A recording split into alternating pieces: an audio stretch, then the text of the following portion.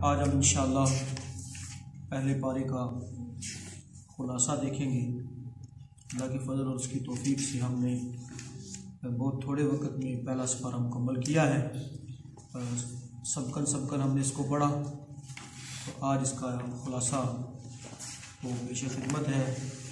دعا ہے اللہ رب العالمین سے کہ اللہ تعالیٰ ہمیں جتنا حصہ ہم نے قرآن کا پڑھا ہے اس کو سمجھ کر اس پر عمل کی توفیق عطا فرمائے۔ پہلے پارے کے دو حصے ہیں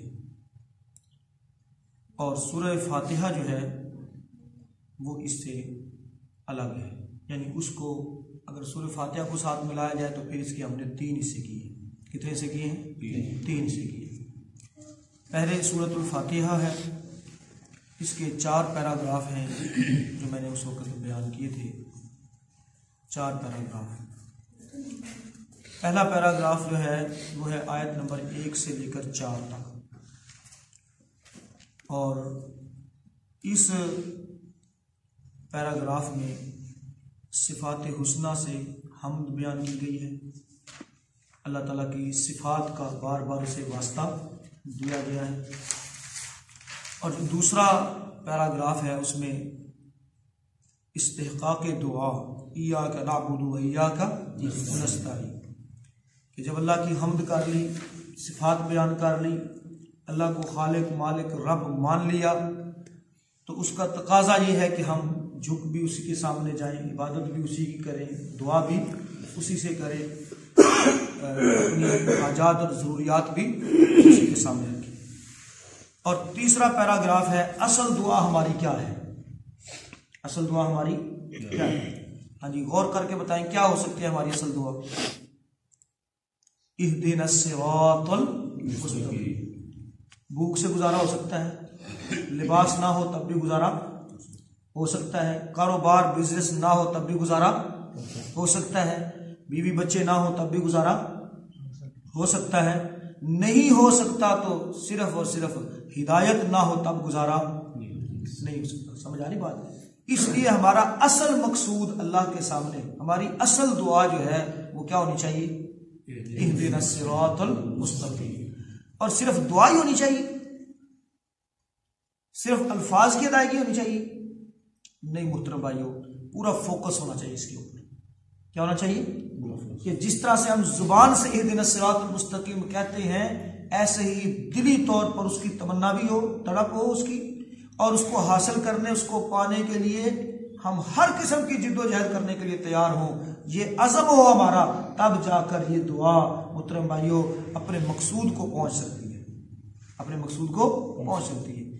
سیدنا سلیمان فارسی رضی اللہ تعالیٰ عنہ، وہ آپ سب جانتے ہیں فارس سے تھے، ایران سے تھے، والد ان کے آتش قدا کے جو ان کا معبد خانہ تھا اس کے امیر تھے، بڑے تھے، اس کے ان کی ذمہ داری تھی، تو وہ اگر ادھر ہی بیٹھ کر اہدنا الصراط المستقیم کہتے رہتے اور اس کے لیے کسی قسم کی کوئی قربانی نہ دیتے، جد و جہد نہ کرتے، سفر نہ کرتے، پھر غلامی برداشت نہ کرتے، تو کیا خیال ہے ان کو ہدایت مل جاتی؟ ہدایت نہ ملتی۔ کیوں؟ پیاسا جو ہے وہ کنویں کے پاس چل کر آتا ہے، کنواں پیاسے کے پاس چل کر نہیں آتا۔ سمجھ آ رہی بات؟ تو ہماری اصل دعا کے ساتھ ساتھ ایفرٹ بھی ہونی چاہیے، کوشش بھی ہونی چاہیے۔ اگر صرف دعاؤں پر زور ہے تو بھائیو پھر اللہ کے رسول صلی اللہ علیہ وسلم کو بدر، احد، خندق، احزاب، حنین ادھر جانے کی کیا ضرورت تھی؟ دعائیں کرتے رہتے بس۔ سمجھ آ رہی بات کی؟ تو اس لیے اصل دعا کے ساتھ ساتھ کیا ہونی چاہیے؟ ایفرٹ ہونی چاہیے۔ اور محترم بھائی، اس کا چوتھا پیراگراف جو ہے وہ ہے وضاحت دعا، وضاحت دعا، اصل دعا اور پھر اس کی وضاحت، اس کو کھولنا، ٹھیک ہے؟ اس کو جب تک کھولا نہیں جائے گا، جب تک جو دل میں ہے اس کو اس کا اظہار نہیں کیا جائے گا۔ ویسے تو اللہ تعالیٰ عالم الغیب ہے، علیم بذات الصدور ہے، لیکن اپنی تمنا بھی تو بندے کو اظہار کرنا چاہیے نا۔ تو جب تک اس تمنا کا اظہار نہیں ہوگا، اس کی وضاحت نہیں ہوگی، اور اس کی وضاحت کیا ہے کہ ظالمین کا راستہ نہ ہو، गुमराहों का, बिदतियों का रास्ता ना हो। इसी तरह से मखजूब कौमों का, जिन पर गजब हुआ, उनका रास्ता ना हो, और रास्ता हो तो सिर्फ और उनका हो जिन पर तेरा इनाम हुआ है, जो तेरे पसंदीदा हैं, जो तेरे चुनीदा हैं, जिनको तूने मुंतखब किया है, उनका रास्ता हमें दिखा दे। तो ये था मोहतरम भाइयों पहले पारे का पहला हिस्सा जो सूरह फातिहा पर मुश्तमिल है, और इसमें इस मुकम्मल सूरत को कुरान का दिबाचा कहा जाता है। कुरान का दिबाचा, फातिहातुल किताब है ना जी, यानी पूरे कुरान का खुलासा भी इसको कहा जाता है। ठीक है, उम्मुल किताब, उम्मुल कुरान, ये इसके नाम है, ये इसके क्या है, नाम है। तो अब आगे जितना भी है मोहतरम भाइयों कुरान मजीद, वो इन 4 पैराग्राफ के गिर्द ही क्या है, घूमता है।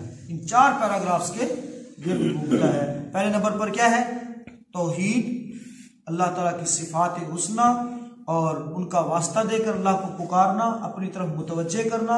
यानी जब अल्लाह ताला की तवज्जो हो जाए तो फिर क्या है, ऐसे तो तवज्जो हर वक्त है अल्लाह ताला की, लेकिन साफ ज़ाहिर है जब सवाली सवाल करने के लिए आता है तो आप सब जानते हैं कि वो किस अंदाज से गिड़गिड़ाना शुरू करता है जी।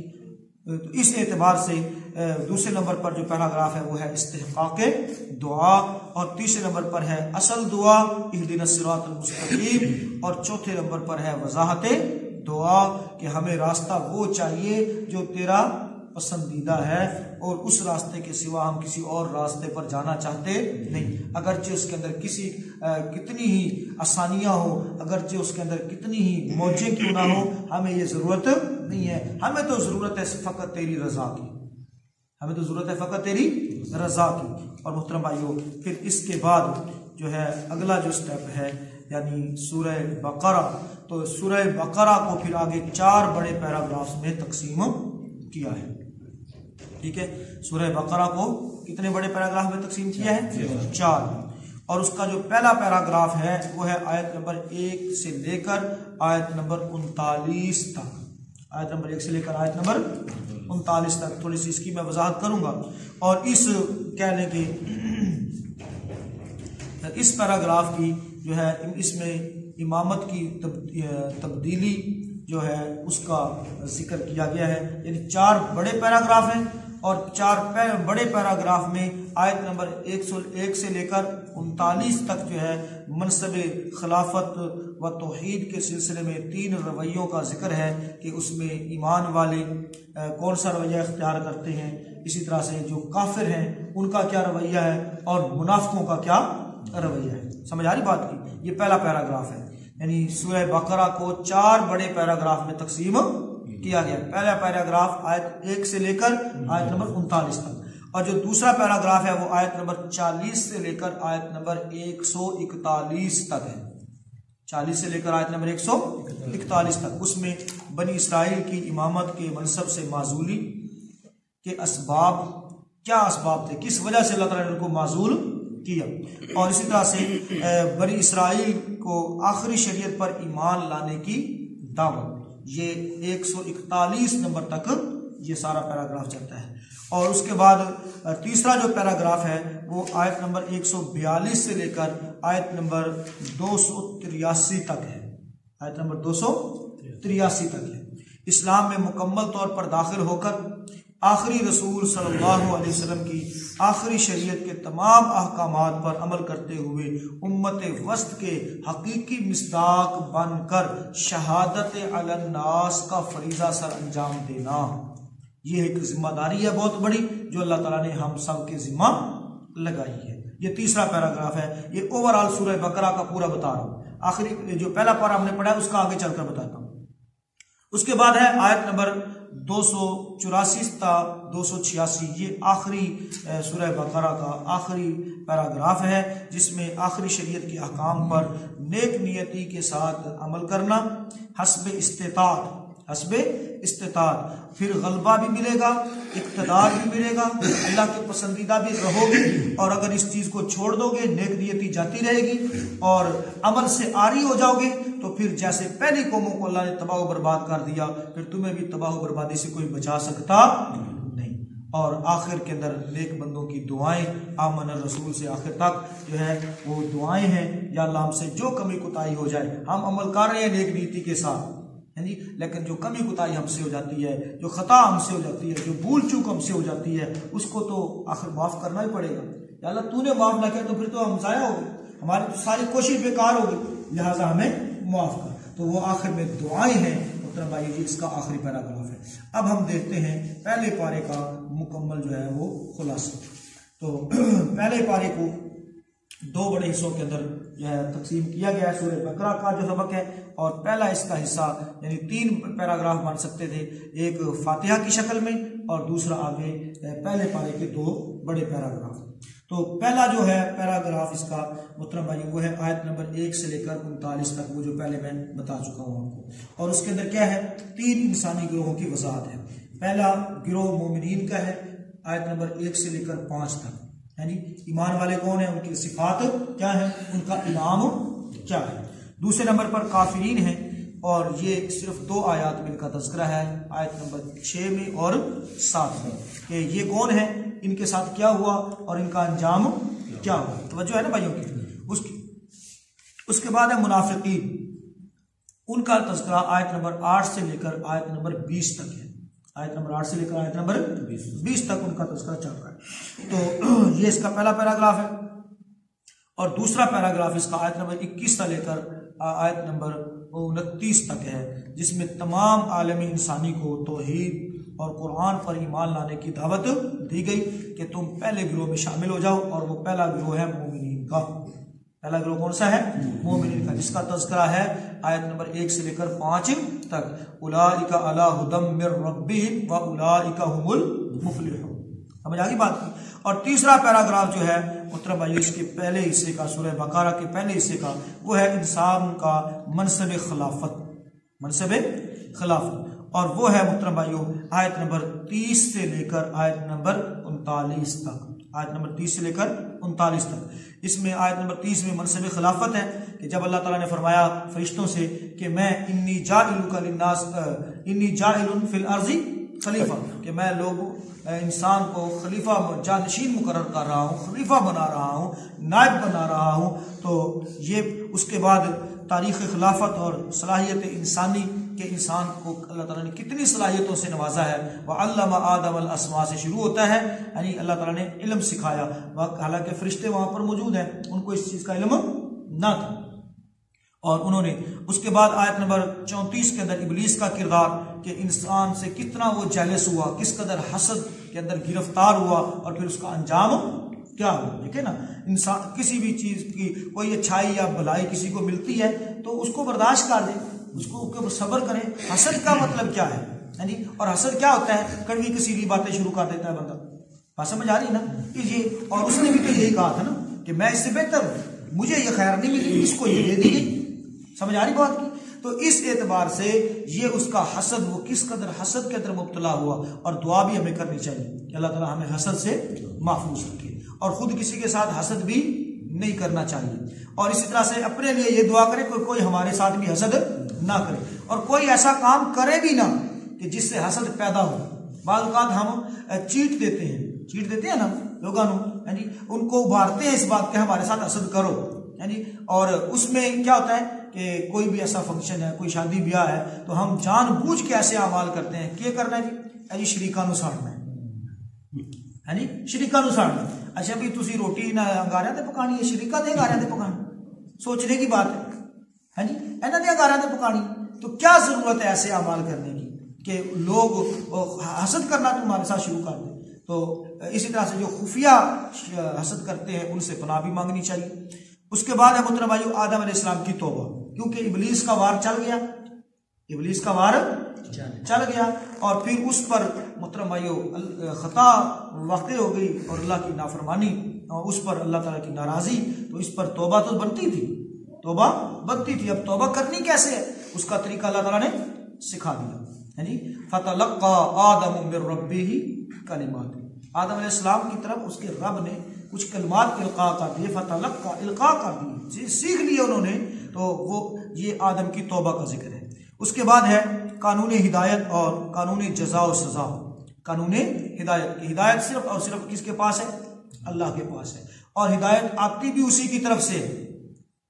اللہ تعالیٰ نے کیا فرمایا تھا؟ اتر جاؤ زمین پر، لہذا فَإِمَّا يَأْتِيَنَّكُم مِّنِّي هُدًى، اگر تمہارے پاس میری طرف سے کوئی بھی ہدایت آئے، فَمَن تَبِعَ هُدَايَ فَلَا خَوْفٌ عَلَيْهِمْ وَلَا هُمْ يَحْزَنُونَ۔ تو یہ تھا محترم بھائیو اللہ تعالیٰ کی طرف سے ہدایت کا قانون، جزا اور سزا کا قانون۔ تو یہاں سورہ بقرہ کا پہلا حصہ وہ جو ہے مکمل ہوا۔ اس کے بعد محترم بھائیو ہم دیکھتے ہیں کہ اس کے جو اہم الفاظ اور مضامین تھے وہ تھے منصب خلافت کا لازمی تقاضا، کہ آدمی خیر اور شر کے راستے میں سے صرف خیر کا راستہ اختیار کرے۔ انسان کو چاہیے کہ صرف خیر کے راستے کو اپنائے۔ کہتا ہے نا بندہ زگ زیگنگ کر کے، میں چیٹنگ کر کے میں نکل جاؤں گا، ہے جی، تو یاد رکھے نہیں نکل سکتا۔ دنیا میں تو ہو سکتا ہے نکل جائے لیکن وہ نکل نہیں سکتا۔ کیوں؟ اس لیے کہ اللہ تعالیٰ نے خیر کے راستے پر چلنے والے کے لیے بھلائی کا وعدہ کیا ہے، اور شر کے راستے پر چلنے والے کو مہلت دی ہے کہ بچ جا اپنی اصلاح کر لے، توبہ کر لے، ورنہ پکڑا جائے گا۔ ان بطش ربی کا لشدید، تیرے رب کی پکڑ بڑی سخت ہے۔ آگے کفر و نفاق سے بچ کر یعنی سچا مومن صالح بن جائے، اور یہ اللہ کا نائب ہے۔ یہ اللہ کا کون ہے؟ نائب ہے۔ اور اس طرح سے خلیفہ کی حیثیت سے اس کے احکامات کو سن کر حسن نیت سے اس پر عمل کرے، یہ تھا محترم بھائی اس کے اندر بیان ہوا۔ اب جو ہے سورہ بقرہ کا جو دوسرا حصہ ہے وہ شروع ہو رہا ہے، اور پہلے پارے کا بھی تیسرا حصہ شروع ہو رہا ہے۔ یہ ہے آیت نمبر 40 سے لے کر آیت نمبر 141 تک۔ اس کے ہیں محترم بھائیو 6 پیراگراف۔ کتنے پیراگراف ہیں؟ 6 پیراگراف ہیں، 6 حصے ہیں۔ آیت نمبر 40 سے لے کر 46 تک بنی اسرائیل کو اسلام کی دعوت دی گئی، بنی اسرائیل کو ڈرایا گیا، سمجھایا گیا، یا بنی اسرائیل اذکروا نعمتی التی، اے بنی اسرائیل اللہ کی نعمتوں کو یاد کرو، ہے جی، میری اس نعمت کو یاد کرو جو میں نے تمہارے اوپر کی، مجھ سے ڈرو، فَإِيَّايَ فَارْهَبُونَ فَإِيَّايَ فَاتَّقُونَ۔ یہ ساری جو ہے اسلام کی دعوتیں ان کو دی جا رہی ہیں۔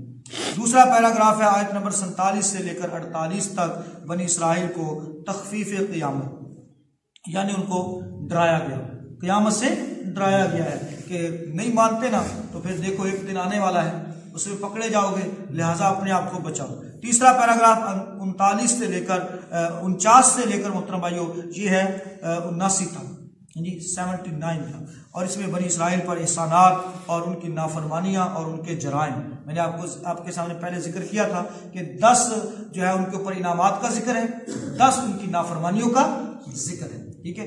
اس کے بعد ہے چوتھا پیراگراف، اس کا آیت نمبر 80 سے لے کر آیت نمبر 99 تک، یعنی 89 تک، اس میں بنی اسرائیل کا نسلی تعصب و تفاخر، یعنی وہ کس قدر تعصب کے اندر گرفتار تھے، پہچاننے کے باوجود آپ کو ماننے کے لیے تیار نہ تھے، یعنی ہٹ درمی اور ضد ان کے اندر اتنی کوٹ کر بھری ہوئی تھی کہ اللہ تعالیٰ نے ان کے اوپر پہاڑ کو بھی کھڑا کر دیا ناگر، ہاں جی، اور کہا کہ مان لو اس کو، تسلیم کرو، تو انہوں نے یہی جواب دیا کہ سمعنا و عصینا، ہم نے سن تو لیا لیکن مانیں گے نہیں، یہ ان کی صورتحال تھی۔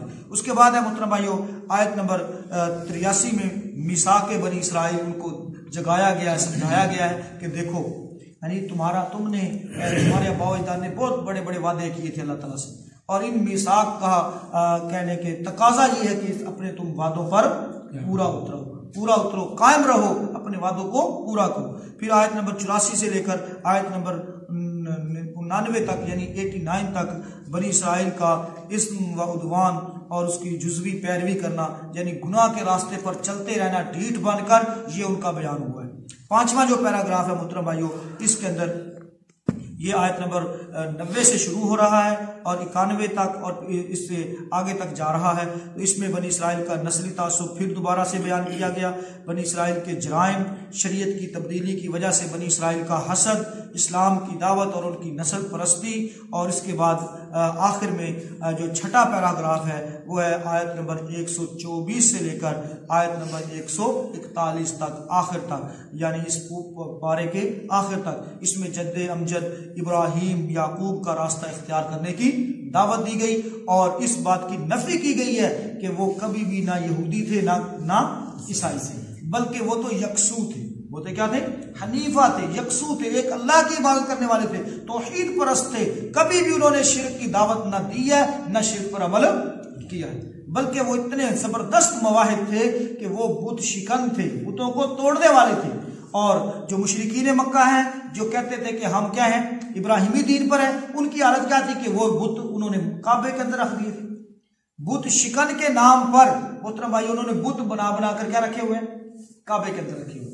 اور اس طرح سے جو یہود و نصارہ ہیں وہ کہتے تھے کہ ہم ابراہیمی دین پر ہیں، اللہ تعالیٰ نے ان کی بھی کلی کھول کر رکھ دی کہ تمہاری حالت کیا ہے کہ تم بھی گلے گلے تک شرک کے اندر دنسے ہوئے، گلے گلے تک شرک کے اندر دنسے ہوئے۔ کہاں سے تم ابراہیم، کس منہ سے تم ابراہیم علیہ السلام کی اتباع کا دعویٰ کرتے ہو؟